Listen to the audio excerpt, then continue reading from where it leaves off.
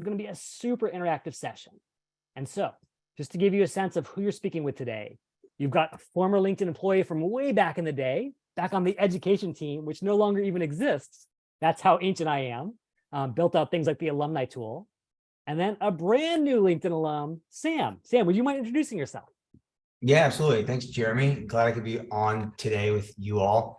An interesting, I most recently a senior recruiter for the product org at LinkedIn and focused specifically on product managers, not design, not eng, but that specifically, and touched pretty much every line of business at the company at one point or another. And I saw in the chat a lot of folks looking to help students. I actually did emerging talent, university, campus recruiting for several years. So have that lens, and maybe I can lend some of that insight in as we go as well. Oh, that is fantastic. So we've got a rock star sort of session planned for you today. And I've got to tell you that this is not going to be a standard session. And by that, I mean, we've all been in a million webinars during COVID and afterwards, where you kind of turn off your brain, the bullet points just rain down the screen, and you're like, is it the weekend yet? This is not going to be that session. Instead, you got a former recruiter, you got a former teacher. We're going to make this super fun. So we're going to have pop quizzes. We're going to have a chance to actually try out these things. So what I would love for you to do right now as a former teacher is to get your hands dirty. Pull up a separate window, get ready to rock your LinkedIn profile as Sam walks you through that. And then third and finally, the best way to learn is to see something in action. And so we're going to do live role plays today on LinkedIn, on interviews, on all sorts of good stuff. And if you volunteer and are selected for any of those, you'll win a free autographed copy of my LinkedIn book sent to you, whether you're in Boston, New York, or Pune, anywhere in the world. So with that said, first question, and this speaks to Sam's experience at LinkedIn. If you had to guess how many resumes the average recruiter is juggling at any given time at LinkedIn, at Google, at McKinsey, or BCG, what's your guess? Come to the chat. Is it 100, 1,000, or a whopping 10,000 resumes at any given point? So I see a B from Liesel. I see Lori putting in her own number at 500. I like that, Lori. Go off-road.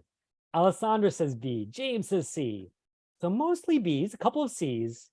And to my everlasting sorrow as a former recruiter at Teach for America, probably to Sam's as well at LinkedIn, the reality is pretty tough. According to SHRM, the largest HR organization in the world, the average recruiter has 30 to 40 open recs. The average job attracts 250 resumes. Do the math, and you can understand why recruiting is such a tough job. And so, to really understand what it's like to be a recruiter in the trenches, I want to get to know Sam a little bit better. And I want to start to understand, what was your specific role at LinkedIn? When you were hired, when you took on that role, what was your charter? Yeah, absolutely. And so I already mentioned, the focus on product at LinkedIn, and that I was a senior recruiter. So I was working with a couple of sourcers that would help me, get folks into the pipeline. But besides that, really it was what we would call full life cycle recruiting, everything from engaging from a brand perspective, talent brand perspective, to sourcing candidates, to then screening candidates, working them through the process, offer stage, and hopefully an offer accept. So that was what I was doing specifically for product management, although I dabbled in a couple of different areas. And prior to that at LinkedIn, as I mentioned, did campus recruiting for a variety of business functions. Main focus was MBA recruiting, which I saw there was at least some interest in the MBA space on here. But yeah, that's the gist of it. Okay. And so then just to give people a sense of like how you're incentivized, because I think one of the most powerful things we can all do as job seekers is to understand, what is our boss's motivation? What is the company looking to actually drive? How were you held accountable? What did success look like for you in that role? Yeah, definitely. And I'm sure this is something, you kind of alluded to, varies, place to place. Sure. Anywhere from a recruiting agency where you're on 100% commission and based on who you place, to a large big tech type of company. But in my experience in multiple roles, but really came down to hires per quarter. Wow. Nothing groundbreaking there necessarily. There were smaller, but also like nowhere to hide, right? Like you can't just say, oh, it was a good quarter, I talked to a lot of people. It's like you need results. Exactly. And you'll look at some of the other metrics, like, how long did it take you to fill a role, or, did you have a diverse pipeline? But at the end of the day, just like you said, it's like, there's this one big metric that's kind of above all else. Yeah. Which is cool. I mean, at least you know where you stand, which is a nice thing. Clarity, right? And so in terms of like almost like an economic analysis, what did that incentive do to how you operated? So like you've got this looming thing over you saying, hey, you've got to fill these roles. What did that change about your process, knowing that you were going to be held accountable for that? Yeah, I mean, for me, it's like making incremental goals. You know, if you just focus on 5 hires each quarter consistently, it's a little too abstract, a little too high level. Whereas if you're like, all right, I'm going to send 20 in-mails today, I'm going to reach out to 5 people in my network, so whatever they may be. Yeah. But making daily, weekly, monthly goals. That's kind of my approach to it. I think that's similar to how other people approach the job. Yeah. You know what that reminds me more than anything is sales, right? You've got your funnel, you've got your leads coming in at the top, bringing in new people on Recruiter. Now you're pushing them through, like, let's set up a meeting, let's set up a phone screen, let's get a first interview set up. Like, you basically have to own that funnel from top to finish. Is that right? Yeah, you absolutely do. And I mean, maybe I'm biased because come from a recruiting side, but sales, you have a product and you're selling it and you're getting them to sign on the dotted line. With recruiting, you got to get both the hiring manager excited about the candidate and the candidate excited about the job. It's kind of double-sided sales. Yeah. See, sales is easy. Recruiting, now that's it's almost like a love triangle, right? Like, and you as the recruiter are stuck in the middle somewhere. Yeah, exactly. Cool. And then one last question, and that is like, you talked a little bit about the hiring process at sort of the high level.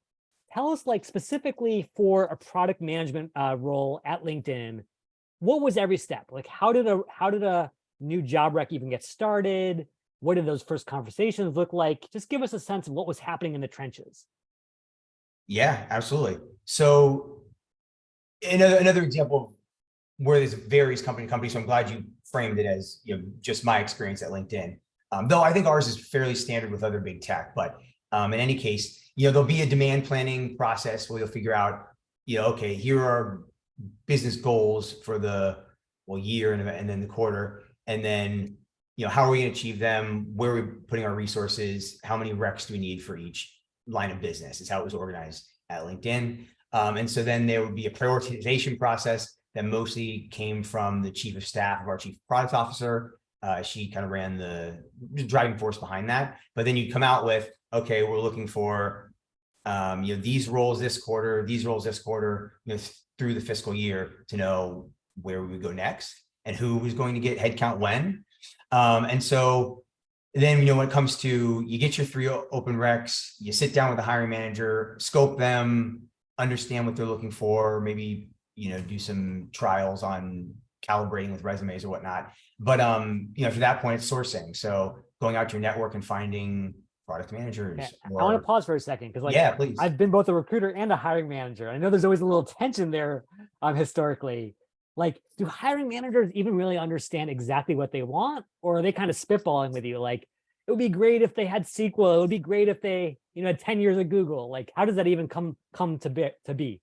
Yeah, I mean, if I'm being very honest, they tend to, and not everyone obviously, but there's a tendency to kind of be very adamant and decided on what they want, and then if you don't kind of push and prod and do that back and forth, that push and pull, then you kind of end up halfway through the process restarting because you didn't figure it out right at the beginning. It's like you built this like unicorn job description that doesn't really apply to anyone in the world. Now you got to come back and streamline.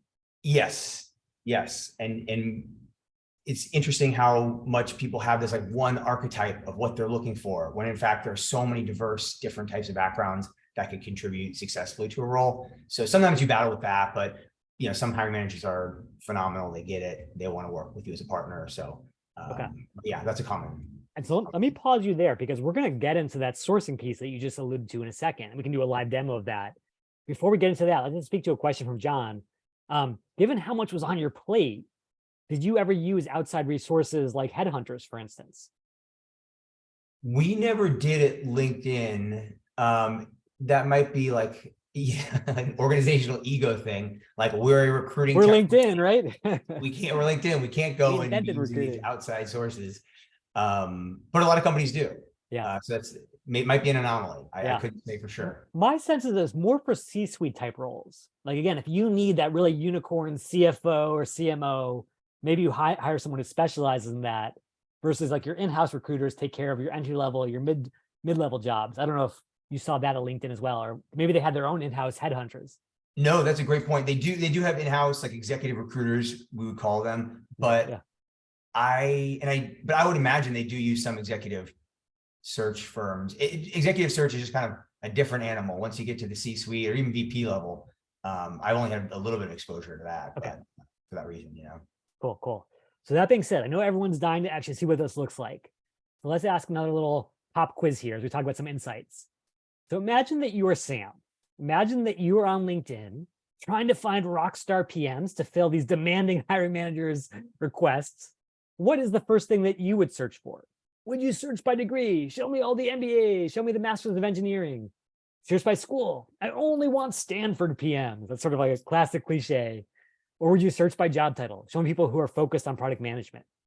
So I think Catherine, Kevin, Liesel, David, Don, everyone's on board here. Of course, it's all about job title. LinkedIn Recruiter is even engineered to start out with that, as that big bold box says, hey, who do you want to hire in the first place? That being said, to give you a sense of what that actually looks like in more detail, Sam, do you want to just talk through like how you would come to LinkedIn Recruiter, what kinds of searches you would run, how you would refine that search? Yeah, I'll use, maybe the most basic example I can think of, and the one specific to LinkedIn that I was most comfortable with.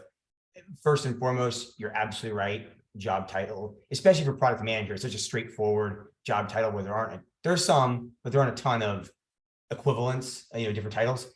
In any case, so yeah, searching for a product manager right off the bat would be a good start. Years of experience, LinkedIn hired folks that really already have maybe 4 years of product specific experience, with the exception of their associate product management program. So looking at years of experience was a big one.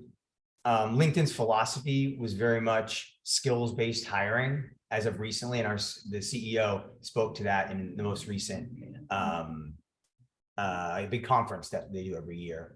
And so great, thank you. And I just wanted to pull up sort of like, the initial search might start with product manager to Sam's point, but then you have all these additional filters here.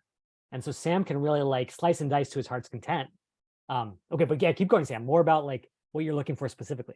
Yeah, so your skills are a good one. So, making sure that you're not just describing the skill that you have, you're actually listing it in those words that you pop up, thinking about it like SEO kind of. And then, so yeah, not a big emphasis on school necessarily. Sometimes on company, like if you have a really specific product manager role and they need to know e-commerce platforms you go up to like eBay, Amazon. Exactly. Yeah, okay. Exactly. Yeah. So it depends on the search, but that's like the basics. Cool. That's great. If you've got a question about how Sam searched this tool, feel free to ask it now. You can ask in the chat, or you can raise your hand if you want to ask live. We're also going to be talking about LinkedIn Recruiter throughout, as you can see. So we're going to be happy to come back to that. For now, unless there's any other questions, let me go ahead and ask you all another pop quiz, which is, if you were a recruiter, how would you tell if a given candidate was a good fit? Because here's Sam's plight. Sam didn't necessarily allude to this, but it turns out LinkedIn is probably months away from announcing they've crossed 1 billion users around the world, which is crazy, 1 billion professionals. How are you going to sort of separate the wheat from the chaff? Is it classes? Is it keywords? Is it GPA? I think we've already given this one away. The answer is absolutely keywords. LinkedIn Recruiter is a keyword devouring monster.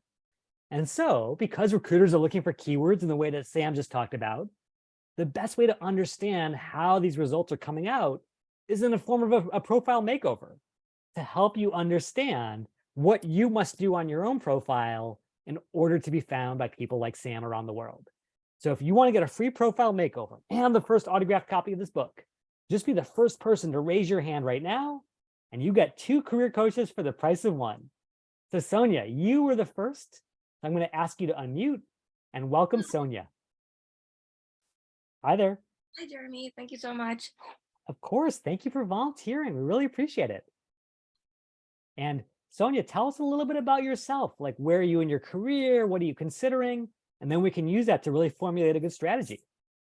Yeah. So I currently am like a software engineer at Workday. I have been Nice. working there for about 4.5 years, and I'm doing my MBA at Santa Clara University right now, which I Congrats. started in fall 2021. So I am looking to pivot in from like a software development into product management. And yeah, I'm looking to get any sort of advice I can.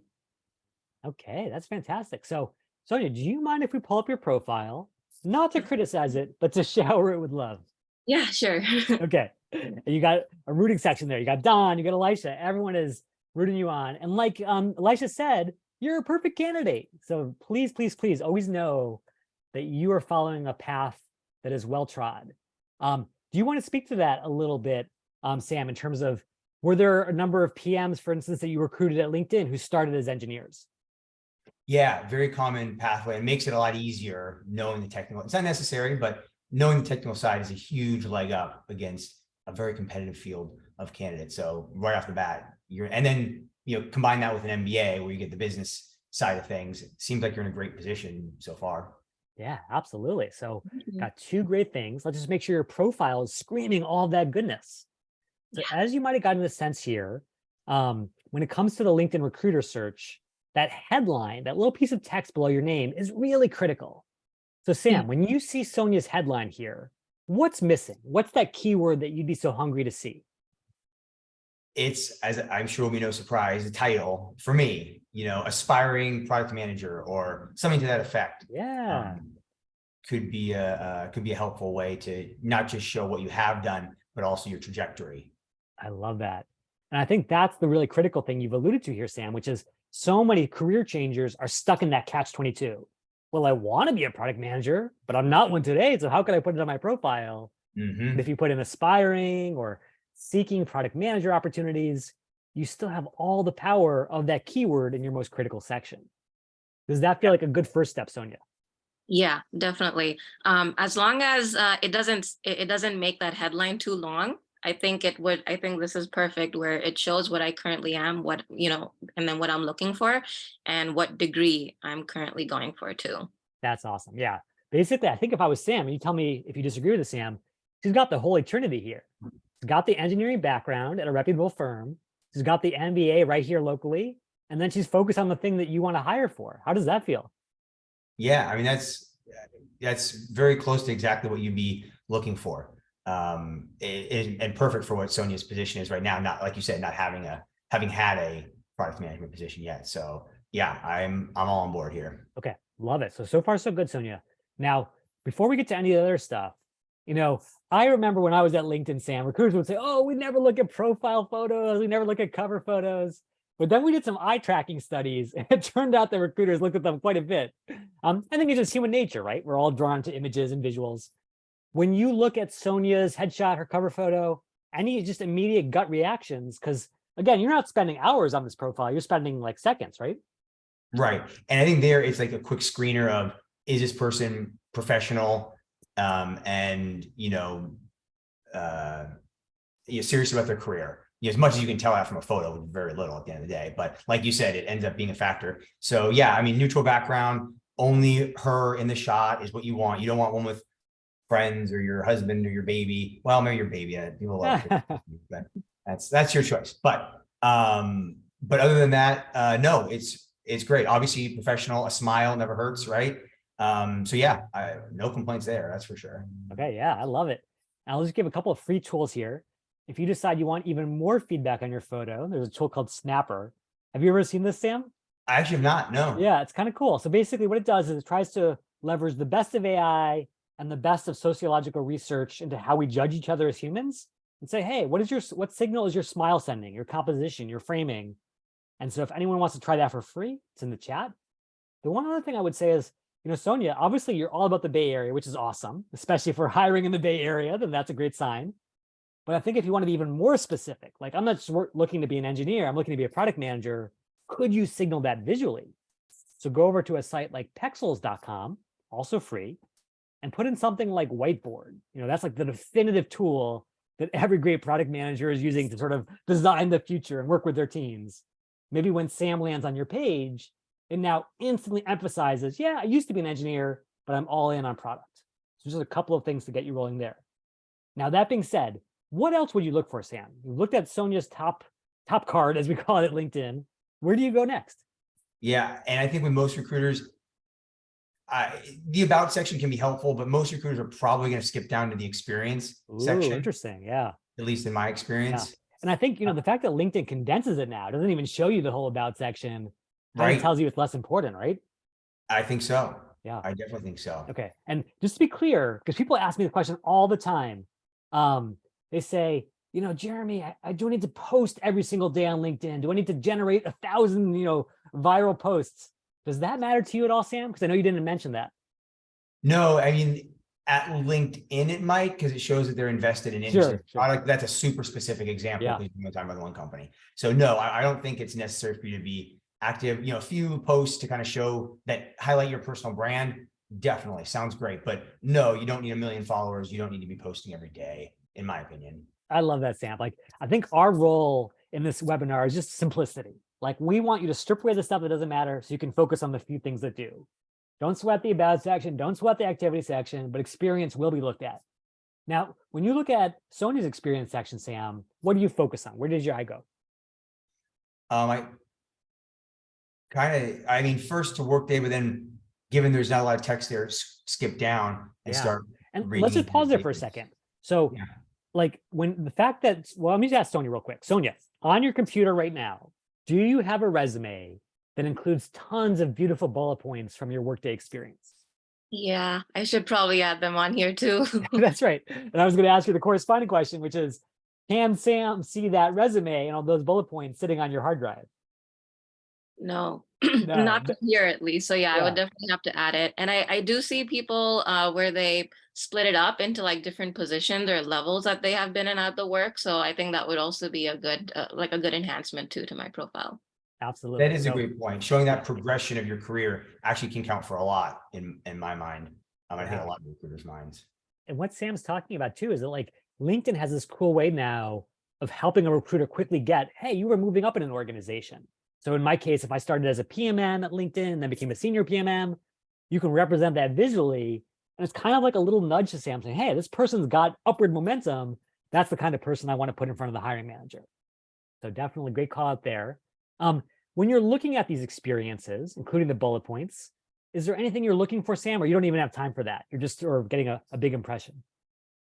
Well, yeah, one thing about LinkedIn Recruiter is whatever your search terms are, those search terms are going to be highlighted throughout the throughout the profile. Like DevOps, cloud, PM, whatever. Product manager, like that. Though those are great things to pop up. It comes back to like thinking about what those buzzwords are and making them appear as many times as you possibly can without it, being. Yeah. So that is such a great call out, Sam, because like you could imagine Sam's going to spend like 5-10 seconds on your profile. What basically his eye only has time to look at what's being highlighted by the recruiter algorithm. And so if he has two profiles, one that's covered in yellow because there's so many highlights, one that's like a highlight wasteland, he's going to choose the first one because it just feels like a slam dunk. So don't hesitate to use the same keywords over and over again because you want that density. You want that sense that like, wow, I could do this job in my sleep. That is a great call, Sam. Now, Sam, is there anything in the beyond experience that you care about? Like, do you care education? Do you care skills? Or do you basically stop at this point? That's going to be the bulk of it. You might take a look at degrees. For product, that would be either a technical degree or probably an MBA. But I wouldn't put as much focus on that as the experience. That I can say for sure. Yeah. And so what we're talking about is like this really snap decision that you're making, Sam, probably like dozens or hundreds of times a day. Then what's the next step? Like if you like Sonia's profile, do you immediately reach out? Do you put her on some list? What does she get out of it? Yeah. The way LinkedIn is set up, LinkedIn Recruiter, I should say, is set up is you can add someone to a project. And so you can just kind of find all the candidates that you think are great to reach out to, add them to that project, and then you can either reach out in one big blast. My approach is definitely to make it a little more targeted or customized to the specific individual. But in terms of just how the mechanics of it work, they'll add you to a project, and then they can track you and how you, if you're using the tool the correct way, even how you're moving through the pipeline of the rec all the way through. So it's it's a helpful tool, and just something to think about on the back end. Yeah. I just want to be clear about the implications of what you just said, Sam, because this is like mind blowing. Most people over their careers are going to spend a lot of their life begging recruiters to consider them. Here's my resume. Here's my cover letter. Please check me out. And now all of a sudden the table is turned. You are pursuing them, and they basically have opportunities coming straight to them on LinkedIn. Like that's crazy.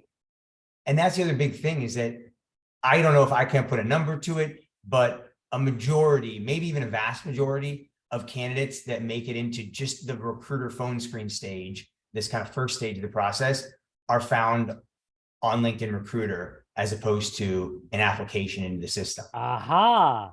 So like your odds better for worse of like even advancing in the process are better having an awesome LinkedIn profile and not applying versus applying online with a lousy LinkedIn profile. Yeah, I'd have to agree with that. Wow. Yes. Mind blown. Okay, so everyone, you heard it straight from the source of truth. If you want the Sams of the world to find you, you got to make it easy. And this is exactly what you got to do. Sonia, any questions about that? Anything you're still curious about based on what Sam shared? No, yeah, definitely. I think it's really important to make sure that our profile is attractive enough to catch the recruiter's eye, and that we should definitely keep like our relevant experiences and everything. I did have a couple questions though. Yeah, go for it. More in terms of like, if we have, like as you see on my profile, I have some experiences from college. The fact that it's been like, a good 4.5, 5 years since I've come out of it, how relevant do you think this is there on my profile? Should I be including this much of information on LinkedIn, or what are your thoughts on that? Any thoughts there, Sam?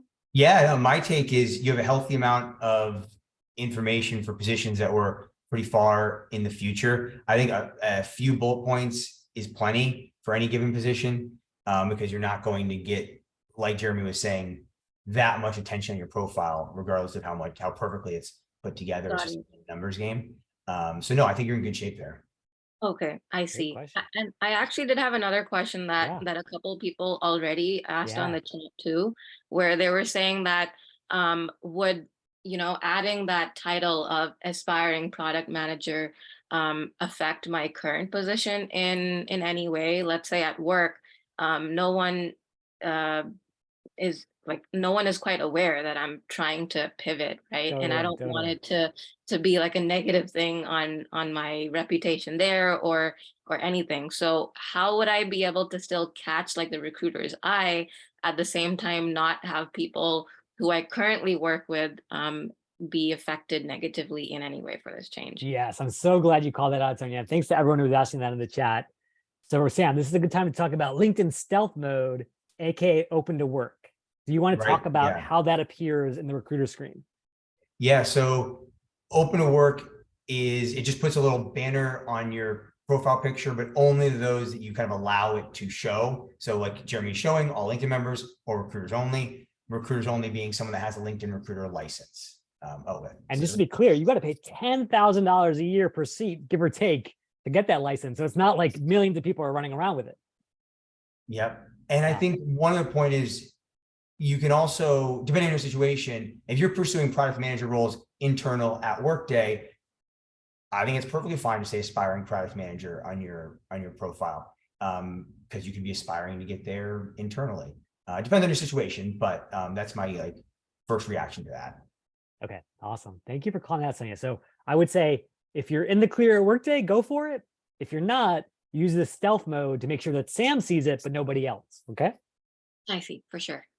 And if I choose that option where only that open banner is visible to like recruiters, but the headline is still visible to everyone. So if, let's say, I don't feel comfortable like adding like that seeking opportunities for like a PM role type thing, then would open to work be my only option? So like you can definitely put in here, I want to be a product manager. I want to be in the Bay Area, blah, blah, blah.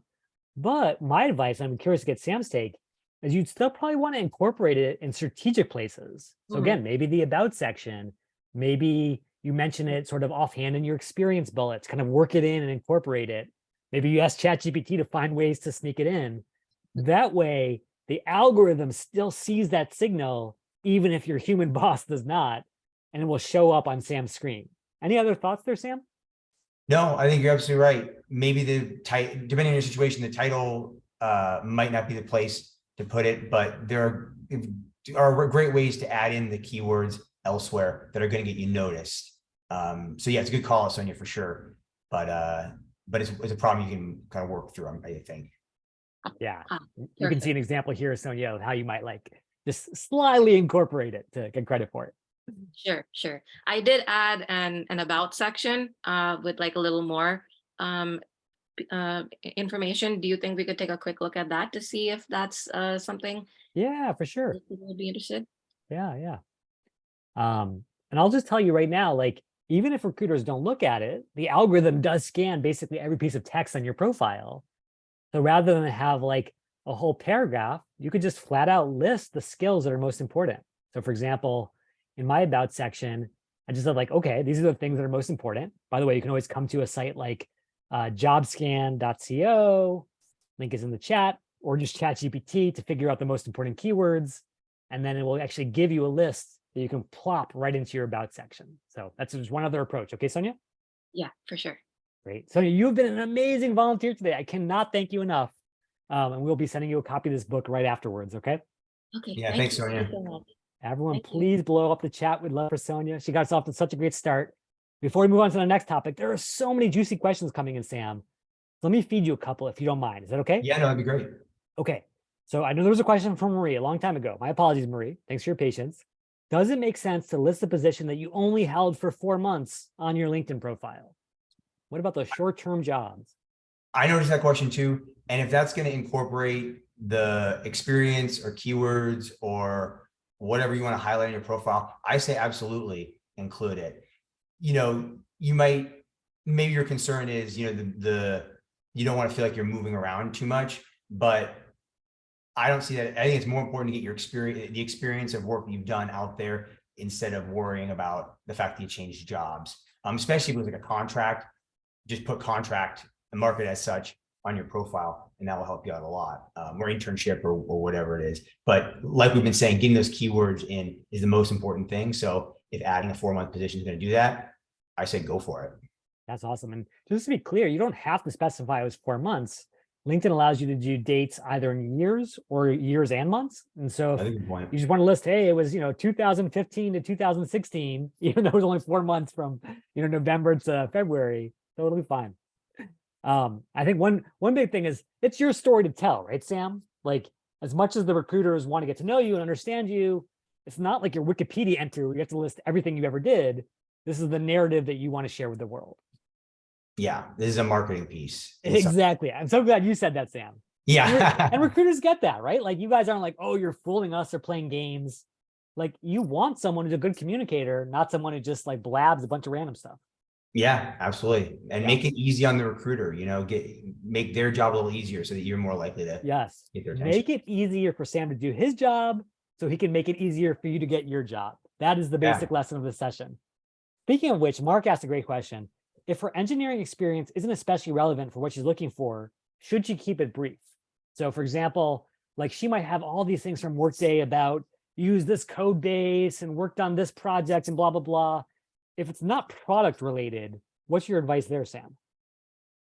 I would say you still need to add some level of summary of what you've been doing, but I would pepper in any type of work that is adjacent to product management or, is transferable to product management. Highlight those things more prominently than the, kind of pure engineering side of things. Yeah. So really try to find a way to build a bridge from where you've been to what you want to do next. If Sam has to work for it himself and he's got 5 seconds to look at your profile, you can be pretty sure, as nice a guy as Sam is, he can't do it for you. Lori has a great question. I don't know if you ever did any APM hiring, but what about new college grads? Like, what if you don't have, 4 years at some blue chip company? What could new college grads do to really stand out on their profiles? Yeah, that's a great question. And the answer is finding ways to incorporate what you've done in a personal project, in a school project, in a side hustle, even just messing around in your spare time. What have you done that's relevant? And then find a way to somehow incorporate that. Even if that's like creating projects, great example, or creating an experience. Your experience can include overlap. So even if you're working on something full time, you can put in a 3-month position kind of in the middle of it that tells exactly what you did. So whatever that project is, if you can highlight in your experience section in particular, I think that's great. But adding projects is helpful. It's probably not the first place a recruiter is going to go, but if you can find a way to get their to attract their attention, then that could be a good avenue too. Yeah, I love that, Sam. I would say, like, especially for young folks coming out of school, do not feel like you have to like necessarily stick everything in this place where Sam won't look. Just call it experience, because that's what it is. When I was at LinkedIn, Sam, a full decade ago, 40% of all the recruiters we surveyed said they valued volunteer experience on par with paid experience because people were generating the same skills. And so I think no matter what context you've done it in, get credit for it. Believe in yourself, and then someone else will too. Okay, we only have time for one last question before we move on to our next question for you. This is the other end of the spectrum. Brian B says, okay, what if you're going for a more senior PM type role? Every single senior PM out there is going to pass the years of experience filter, the skills filter. How do you as a recruiter cut down a list of thousands to dozens? How do you cut that list for the most senior folks? Yeah. One easy one, if you have this luxury, is there might be some like functional experience that's helpful for a particular role. So maybe that's you need to have been a platform PM, or AI, ML, artificial intelligence, machine learning PM, or sales tech, whatever it is, doesn't really matter. But they might filter for those keywords to if the pool is truly that wide, like you're saying, and I need to focus it down some more, I'm probably going to go more to the keywords that have to do with like the function or business line you'd be in, as opposed to just your generic product management words, which are important, don't get me wrong, but also great to have even some more specificity there too. Oh, I love that, because I do think that careers are kind of like a funnel themselves. When you start out of school, everything is possible. You can be a PM, a PMM, you could go to work in HR, go to work in tech. But as you become more and more specialized, it's not enough just to say, hey, I have Microsoft Word skills, or I even have, agile development skills. You got to focus on the specific domain where you're going to really unlock value for the organization. So recruiters definitely think the same way. Okay, that being said, I know we're already down to our final 20 minutes. So let's keep this show on the road here, Sam. If you had to guess, what percentage of interviewers make up their minds in the first 5 minutes? Would you put it at 10%, 30%, 50%, or 70%? As you can see, I've already given it away because I got to keep this show going here. And so the reason I call this out is I think so often in my experience, Sam, candidates tend to really focus on, I got to get ready for my case question, or maybe Sam's going to ask me some zany estimation question, that kind of thing. And what they often forget about is that in those first couple of minutes, when you do a phone screen with a new candidate, you're going to say, tell me about yourself. Give me a little intro. And if they completely botch that answer, you may have already made up your mind, and now you're just trying to justify it. Has that been your experience, Sam? Or from maybe the hiring manager you work with? Yeah, no, I agree with that. Both from like a recruiter's phone screen, even I find myself falling into that a little bit, but definitely with the hiring manager, they are going to make those snap judgments in the first few minutes. So important to when you get the question, tell me about yourself. Don't just like list off a chronological series of positions or what. That's your time to sell them on who you are and why you're a fit for that position. So kind of work within the context of telling about yourself, but it's your time to sell, more or less. That's right. And so I think just to give people a sense of how you can come into an opening conversation, whether with a recruiter or a hiring manager, and win the interview in the first 5 minutes, as opposed to losing it, which too many candidates do. Let's do a little role play. And again, I'm going to give out a copy of this book to anyone who feels like they'd be interested in getting a copy of that. all you've got to do right now is raise your hand. I just want to make sure. Joanna, Romarley, Brian, Ankur, I've seen your hands up for a little while. So if you don't want to volunteer for this one, go ahead and put your hands down. And if you're still interested in volunteering, leave them up. I'm going to go 3, 2, 1. Joanna, you've got the opportunity. So Joanna, I'm going to give you the ability to unmute your line and we'll do a little practice here. Welcome, Joanna. Thank you. Thank you so much for volunteering. That's so kind. Sure. Let's see what I got myself into. That's right. That's right. I promise you, it's all in the name of learning. Totally a safe space here. So, Joanna, just tell us a little bit about yourself before we begin. Where are you in your own journey? So I'm based in Toronto. I'm a platform manager at the Ontario Securities Commission. So I am in a bit of a product management role, but more so right now in a product support role and change management and fostering user adoption. So that's what I'm currently doing. And the product is a Dynamics 365 product. I was a product owner for Jira, and I also was a product owner for the Dynamics 365 product as well. And for those who don't know, Dynamics 365 is Microsoft's sales platform. Is that right? Yes. Yeah. Kind of like Salesforce. Okay, so imagine this. Imagine now, an interesting scenario. Sam reaches out to you to take a role on LinkedIn's sales solution product team, be it maybe like a senior product manager working with a tool that's being sold to salespeople to accelerate their sales processes. And you're like, oh, this is kind of cool. Maybe a chance to get a pay raise, go work for a cool company. So Sam sets up a phone screen. Now you're going to come in and Sam is going to ask you, hey, Joanna, tell me about yourself.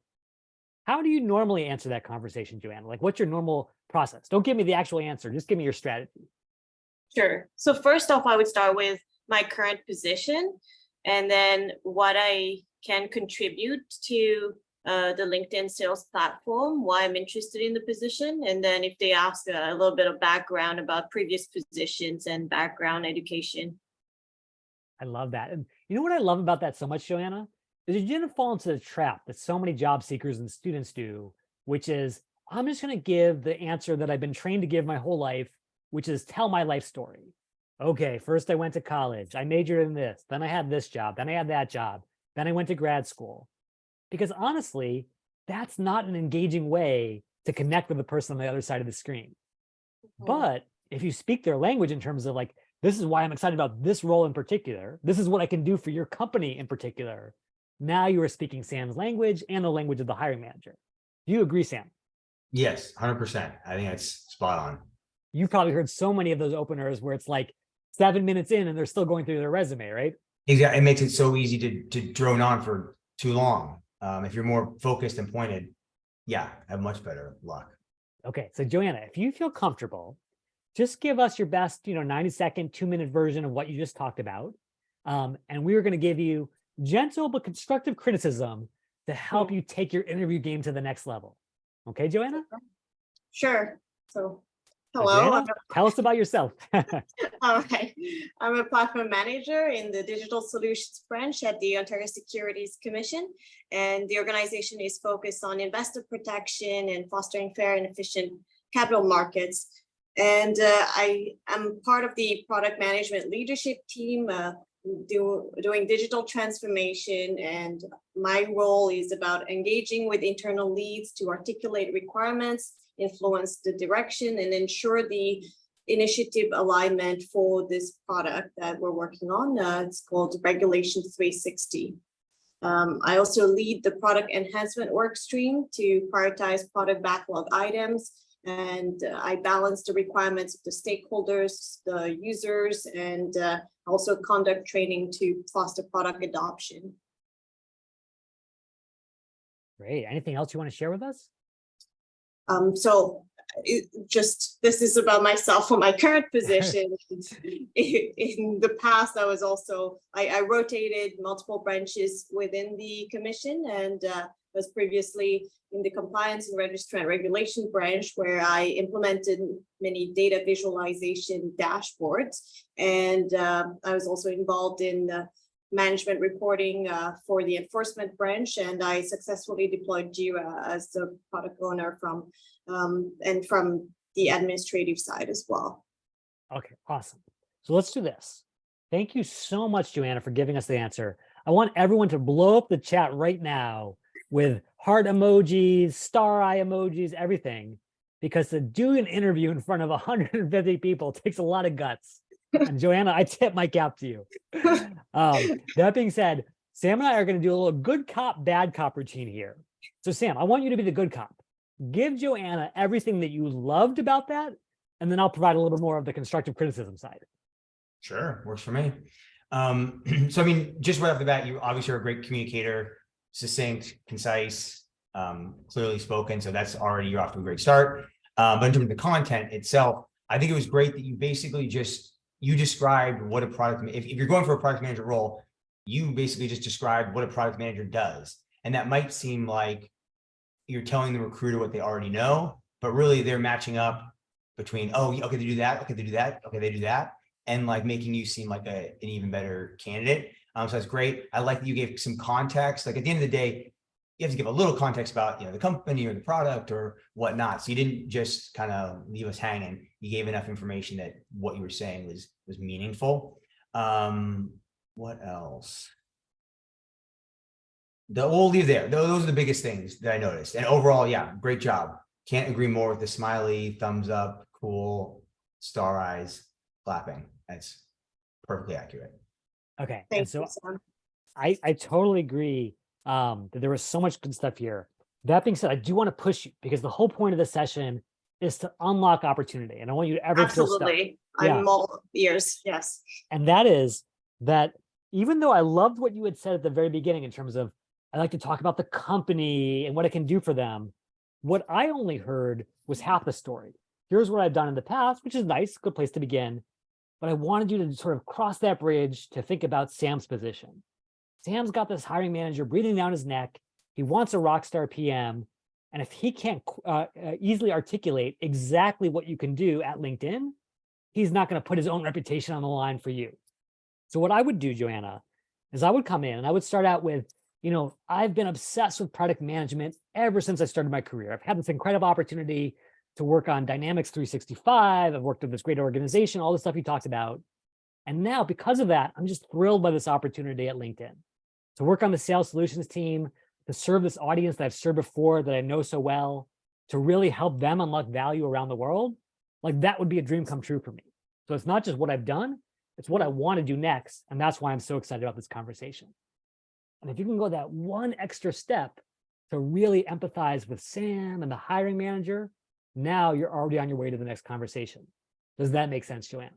Yeah, no, absolutely. I think I was just caught a bit off guard when you said, tell me about yourself. And I just kind of thought the present and the past. And even though I already said that, in the beginning, I would tell about how to unlock value for the new company. Yes. Right. And I think that's the tricky thing is like everything about the hiring process is a catch, right? Just like Sam was saying, you come to LinkedIn, you build like a random profile. You don't know that there are people like Sam behind the scenes who are actually searching for all these things that you didn't put in. That's a catch. Tell me about yourself is a catch in the sense that it's like, hey, just tell me about your story. And what they really always want to hear is, what can you do for me? So never fall for the trap of just taking things at face value. Always put yourself in the shoes of the person on the other side of the screen, and then you'll know exactly what to do. Okay, Joanna? Yes, thank you. Joanna, you are awesome. We'll be sending you a copy of this book right after the session, okay? Amazing, thank you. Sure. Okay, so Sam, we have now come to my very favorite part of the session, which is the big unveil, the 3 power tips that I have actually never even shared with anyone, let alone even knew myself. So we've always talked about LinkedIn Recruiter matters, interviewing matters, referrals, all that good stuff.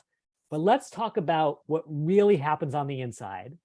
And let's start with your first tip, this idea of partnering with recruiters. Why is this so critical? Yeah, so this applies once you have some level of like connection, rapport with the person you've been asked to interview for example, or maybe just initiated a conversation. But the basic idea here is, they, like we said, my goals are to fill seats, fill positions. So I have a vested interest in getting you hired into the position. So, and it is a two-way street. So make their life easier when possible. One thing I've seen only a couple people do, but is I think very effective is after a recruiter phone interview, hey, it was great speaking with you. Thanks for the time. And then I think I'm a great fit for these reasons. And then like 3 or 4 bullet points, because the next step is often going to be the recruiter takes whatever information they have and brings it to the hiring manager on any number of candidates. And so if you are the one that writes these bullet points, then they're probably, they're likely you're making their life easier by just taking those and moving them to the hiring manager. So, and then it's your story. You're the one that gets to maintain the narrative. And, also, but on your side, don't be afraid to ask like what types of questions will be asked, what topics are going to be covered, what's going to resonate with a particular interviewer. Like they're there to help you. Some might be nervous to give you too much information, like the answers to the test, so to speak. But I think by and large, they're there to help you. They want you to be successful because that makes them successful in filling a seat. Yeah. Let's go right back to what we started with, Sam, because I think this is like the perfect bookend. Yeah. We said at the very beginning that your incentive is to get butts in seats. That is Right. how you are held accountable. That is what you were fired on or promoted on, right? Yeah. And so I think so often job seekers that I've coached say, oh, the recruiter is my adversary. It's kind of like we're like battling it out. No Mhm. way. Like you are in a win-win position once you've identified them as a good candidate, because if they can crush their interviews and get the job, you now have a gold star on your record as a recruiter. Is that right? Exactly right. Exactly what I was getting at. That's perfect. And so like, just to be like really clear about this, like, let's say that you have a big final round coming up. Like, what would you be asking the recruiter if you were in the hot seat, if you were the candidate? Like, what do you think is a fair thing to ask for to like come in with as much context as possible? Yeah, it's like, how much weight is going to be on behavioral versus case study versus any other type of question? What types of questions are going to be asked? Oftentimes recruiters and not just recruiters, but interviewers are asking questions from a question bank. So the recruiter has seen that and knows, even if only through interview feedback, what is generally or often asked during an interview. See if you can get some of the questions. If you can know the question ahead of time, you're at a huge advantage there. So those are a couple examples. I love that. And then what about the people in the room? Can like the recruiter give you advice about like, oh, Sarah cares about this, Shalini cares about that? Like what kind of interpersonal stuff can the recruiter help with? Yeah, no, that's absolutely fair game as well. And ask, any way you want to ask it, but basically just what's going to resonate with this interviewer. What are they interested in relation to product management, or, again, what's going to resonate with them, I think is the key thing, to get, so you're getting the interviewer excited about you. I love that. So basically, bottom line, the recruiter is not your adversary. They are your wingman or wingwoman. Yes. Use them wisely. Okay, which leads us to our second point, find a sponsor. Yes, finding a sponsor is super important. And sort of alluded to this earlier, but big tech companies are getting thousands of applicants for a single opening. Jeremy covered that, I think, is our very first topic of the day. And so trouble handling volume is very common in big tech. So it's not going to cut it to simply get a referral to the role. You're networking on LinkedIn and someone wants to speak with you, and they're going to go through the internal referral process. And while that can be helpful, oftentimes there are so many referrals that even sorting through them is impossible. And certainly not just applying blindly and hoping to get it based on your application. I think we all know that's not going to get you too far. But if you find someone that will talk to the hiring manager directly to advocate for interviewing you, that's the golden ticket right there. And you might be starting with someone and they can refer you to the right person to talk to. But whatever it is, do your networking thing to figure out how can I get on the hiring manager's radar as opposed to just the recruiter's radar. And I think, and many people probably had this experience. I've talked to many, but how open people are to strangers asking for a networking conversation on LinkedIn. As long as you approach it thoughtfully, it's not terribly difficult to get at least a few people to talk to you. So I definitely recommend that. Oh, this is so important because I think everyone on this call knows, both career coaches and job seekers, that referrals matter. But can you give us a sense of, first of all, how does a referral look to you as a recruiter? Like, where do you see it? How do you react to it? Just give us a sense of that baseline. And then we'll talk more about the sponsor strategy. Yeah, so every company's gonna be different. I'll speak to LinkedIn because that's what I know most recently. If you got a referral, you get who it's from and you get how you know the person. And so some of them were like, it's a social relationship or on the flip side of things, I worked with so-and-so for 5 years at X, great company or whatnot. Yeah. And so, the funniest example is I read one and it was like, I met him at Burning Man and I think he'd be great at sales. We Probably brought not gonna passes take together. We had the best time. right, exactly. Yeah, yeah. Yeah. Probably not gonna put a ton of weight into that one. Okay. So yeah, you're gauging how much weight a referral has. Interesting. Taking So a all fake note. referrals are not created equal. That's the first step here. Yes. Okay. Yes. So 100%. then if a referral by itself maybe is not enough, you're saying rather than just like search for some random LinkedIn person to refer you, you might actually want to connect with someone on the hiring team who might have the hiring manager's ear. Is that right? Yes, exactly right. Thank you for going a level deeper there. So like, as I sort of demonstrated on the screen, you might say, okay, Rafika is actually on the product team. Maybe she was actually hired by Sam. Could I actually connect with her because this is the beauty of LinkedIn. We know all these people in common. So I get introduced through Dan or through Thomas. Rafika is happy to do a good favor for a friend. And now, what's the ask to Rafika? Do I just say, hey, Rafika, it was nice chatting with you? Or should I give her like an explicit request? What's your strategy, Sam? Yeah. For me, I appreciate as a recruiter, someone trying to build some level of rapport, some level of connection before just asking for a favor. Yeah. But with that said, definitely don't shy away from making that explicit ask of, hey, it sounds like you know the hiring manager. Do you think you could, whatever it is, get my resume in front of that person? I just don't want to slip through the cracks. Yeah. That is a legitimate ask. You have a justification for why, and you already have rapport. So some likelihood the person will actually do it for you. Yeah. So basically, just to be really clear, what we're talking about is the difference between like a little blip in an applicant tracking system, like ding, ding, ding, we have this Burning Man referral. And Sam was like, get out of here. Versus Rafika goes to your future boss and is like, you are a rock star. This person is a rock star. They should be considered. You can just feel the qualitative difference there, right, Sam? Yeah, absolutely. And once the hiring manager says to the recruiter, hey, I ran into so-and-so or whatever, was introduced to so-and-so, can you consider them? That's like, do you ever say no to that?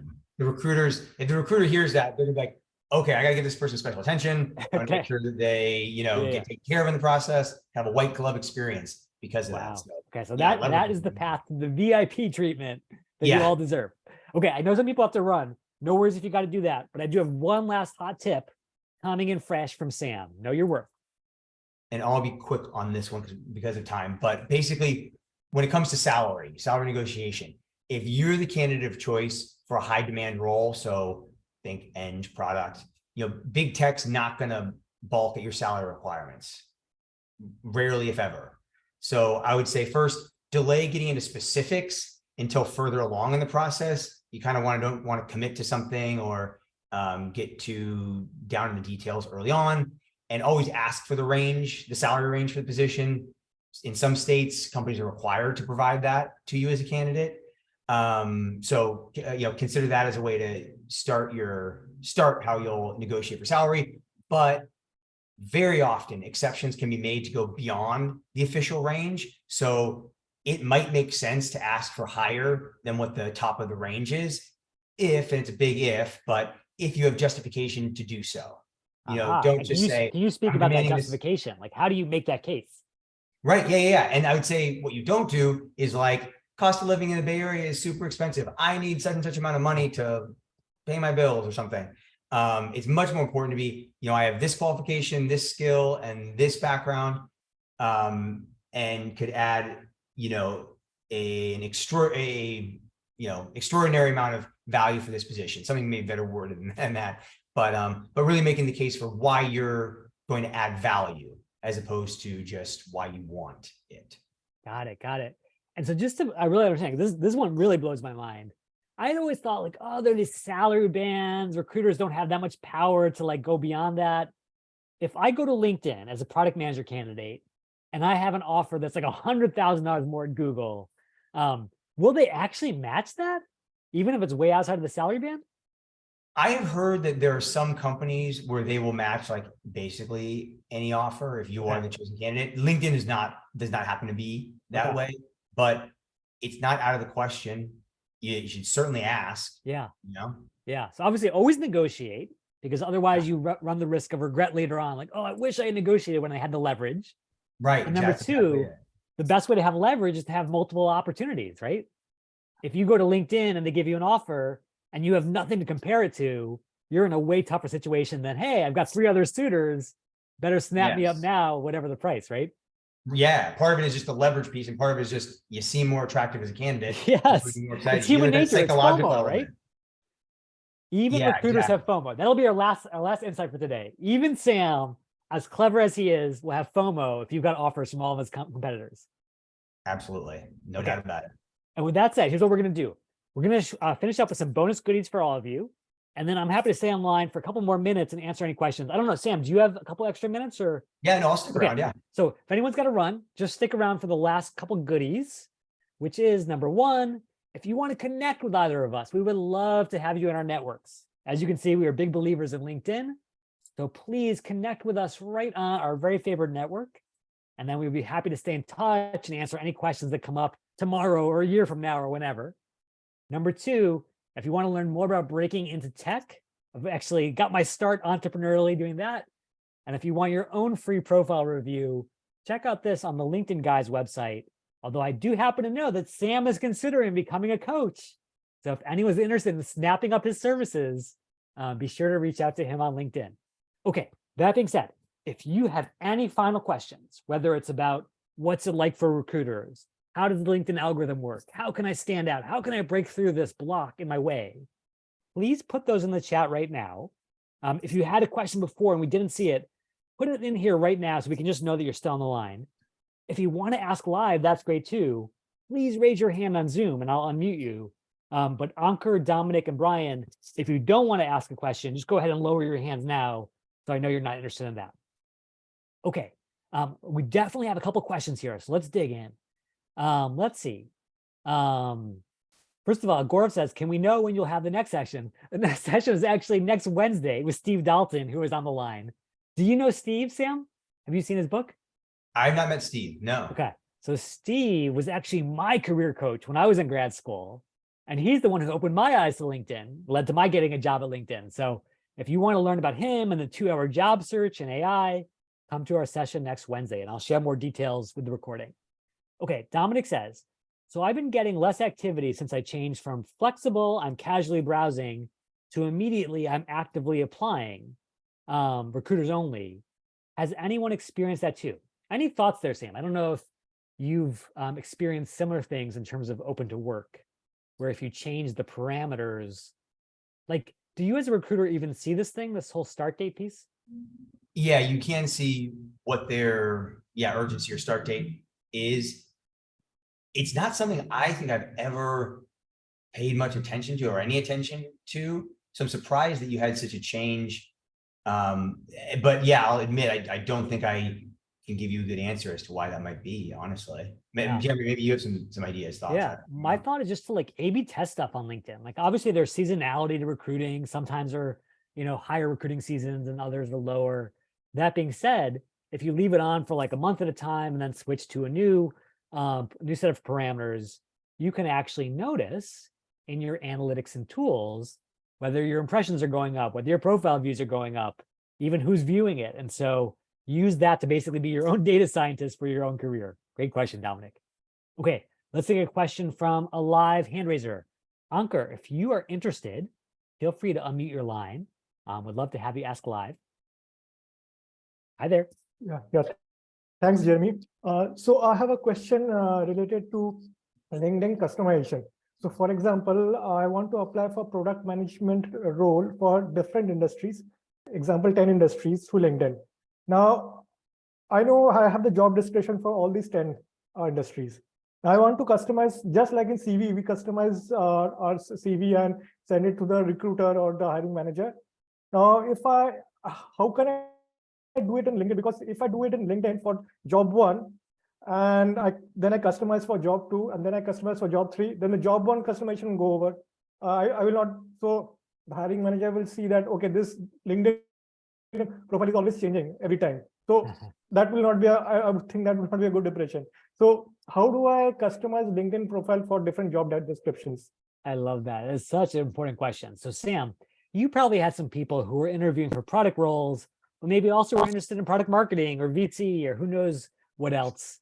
How would you suggest that Ankur sort of cover his bases without driving you and hiring managers crazy? Yeah, absolutely. I mean, to answer your question, maybe most tactically, I don't think there is a way to have like multiple profiles for yourself. And I wouldn't even recommend having, a profile for each job track that you're going after, but you can make sure to include all that information. Maybe your LinkedIn profile is a little longer than the average profile because you're gearing it towards 3 different tracks instead of 1. But I mean, the simplest answer would be just include it all in one way, shape, or form, so you're going to get noticed. Yeah, and I would say if those roles tend to go together, my bias as a hiring manager, although I'm curious to get Sam's take, is that that's okay. So like if it said product manager and product marketing manager, having done both of those roles, they're actually fairly similar in terms of skill set. I don't know, Sam, would that be just like a bridge too far, or would you be accommodating of that? I think me personally, I would absolutely be fine with that. I think that's true of most recruiters. Yeah. But if you said product manager and engineer and starting my own company, now it gets to be like, okay, are you focused or are you just all over the place, right? Yes, no, that's exactly right. There's a balance there, a happy medium somewhere there. Cool. Great question, Ankur. Thank you for asking. Thank you, Jeremy. All right, let's go to a question from the chat. Esfandier says, do you have a great profile you can share? Ooh, this is a juicy question, Sam. Any profile you've ever come across, either inside LinkedIn or candidates or whatever, that you felt was just like the gold standard? Yeah, shoot, I wish I did have that. I feel like we should pull up like Ryan Roslansky's profile or Jeff Weiner, right? That's a great idea. Ryan's walking the talk.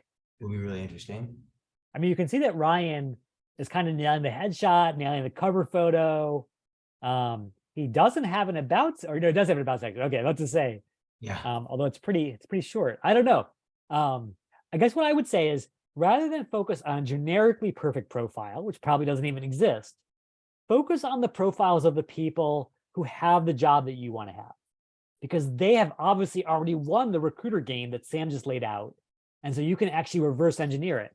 So for example, if you want to be a product manager at LinkedIn, whose profiles should you look at but product managers at LinkedIn? And if you can look at them and start to say, okay, they all have a couple things in common. They're nailing the keywords, they're nailing the imagery. That's what I must do to start to fill those shoes. Great question. Okay, let's go to Marie. Marie, I gave you the ability to unmute. Let us know what's on your mind. Hi, and thank you. So I'm a certified project management professional, and I'm interested in breaking into product management. What advice do you have for me? Ooh, good question. So project management to product management, PM to PM. What's your take, Sam? Yeah, I think it makes sense because, like you said, there are a lot of transferable skills between the two, and I think it comes down to finding where there's a gap between the two and finding ways or finding things in your experience and background that can fill that gap potentially. Be evidence that you've done these things that are what would bring you from a PM. Well, sorry, from a project manager to a product manager. That's the biggest thing. Is like we were talking about earlier, is making it as easy as possible on the recruiter or the hiring manager to like see that story, know exactly what you want to convey. I think when in doubt, you're going to see this here, Marie. Do not hesitate to come to our new digital friend, ChatGPT, because one of the things that's really fascinating is that even though it's never going to be a replacement for like a human career coach, the way that Sam gives you all his personalized advice, it is pretty good at just giving you a starting point. So like, can you make sure that you're talking about market research, product strategy, product development? Can you highlight certain certifications, certain achievements, and it will at least give you a framework to work with. And then maybe you come to Sam for that final polishing. Okay. Okay, perfect. Thank you. Great question. Oh, here is a big question, Sam. I was waiting for this one. I'm so glad that Sam no longer works at LinkedIn. So he's no longer on the LinkedIn gravy train, because Romerly wants to know, is LinkedIn Premium worth it? Oh, I I honestly, even independent of my time at LinkedIn, think it's an absolutely incredible resource. I really do.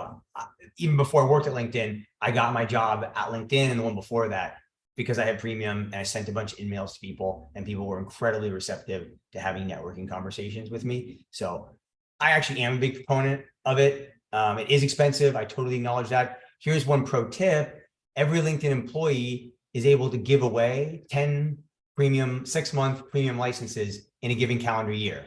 So if you start your networking journey with some LinkedIn folks, build a little bit of rapport or send a very nice message, they might just gift you a 6 months free of premium, which save you quite a bit actually. Love it, love it. And even as a Microsoft shareholder myself, as much as I would love to take all of your money, I will tell you that if you just can't shell out for LinkedIn Premium, come over to another site like hunter.io and look up the actual email address for anyone you want to contact. So for example, and Sam will confirm this is true, LinkedIn's email domain tends to be first initial, last name at linkedin.com. I was Jay Schiefling at linkedin.com. Reid Hoffman, our founder, was R. Hoffman. And this way you can still get in touch with people even if you can't afford to pay for it. So just a couple of options there. And I love that LinkedIn employees can now help out all their buddies. So network broadly. Okay. Eileen says, ooh, this is super juicy.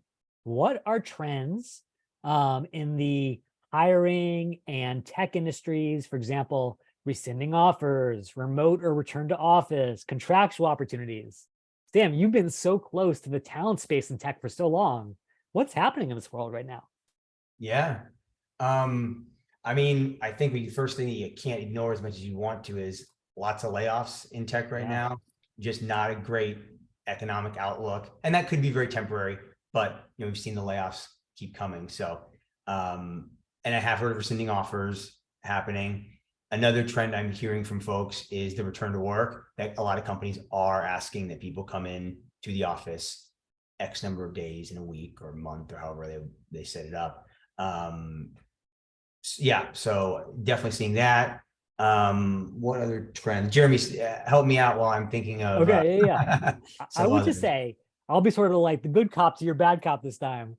My sort of like silver lining is that even though the biggest tech companies are shedding jobs like crazy right now, LinkedIn itself, we were just talking about, had a 700-person layoff on Monday. The reality is this creates a massive hiring opportunity for smaller organizations that don't have those famous brand names. And so before you say, just when I found out how to get a product management job, there are no more product management jobs. The reality is, if you search for product manager, there are tens of jobs, just not at the companies that may be the most famous. So if you're interested in startups, or if you're interested in getting your foot in the door, even all around the country and the world, not just Silicon Valley, there's so much opportunity out there that probably didn't even exist 5 years ago. So do not give up hope. Use all of Sam's techniques to break in, maybe just at a different place. Cool. Question from Brian. What advice would you have for someone that's been out of the job market for 2 years due to a move for a spouse's job change and having to care for elderly parents? That classic squeeze, Sam. Everyone's got so much going on in their lives after COVID. How can they represent that on their LinkedIn profiles and still connect with opportunity? Yeah, that's a great question. And there's a feature that was added not too long ago, within the last year, but you can actually add a career break to your profile. And that level of just transparency gets you away from the, oh, they have a gap in their employment, that's a yellow flag or something like that. And just being candid, as candid as you feel comfortable being about what it is you were doing. And maybe during that time, because you had a break, you were able to pursue a kind of pet project that is relevant to your career. Add that in as well. And even if not, it's perfectly fine to say, I had to take time off for a very legitimate reason. I wouldn't stress too much about it. I think most recruiters and hiring managers are in that boat. Yeah, maybe one silver lining of the pandemic is we've all just been through this awful experience together, right? So often our pain was private. And so people don't necessarily empathize or understand what you had to go through to take care of your parents. And yet now that we've all had to take care of our kids at home and do Zoom school and everything else happening in the healthcare space, like, I think there's probably a little bit more empathy out there. And so LinkedIn makes it really easy to share that and open that conversation. Okay, here's a really interesting question. Gaurav says, is there ever something like too much information for LinkedIn?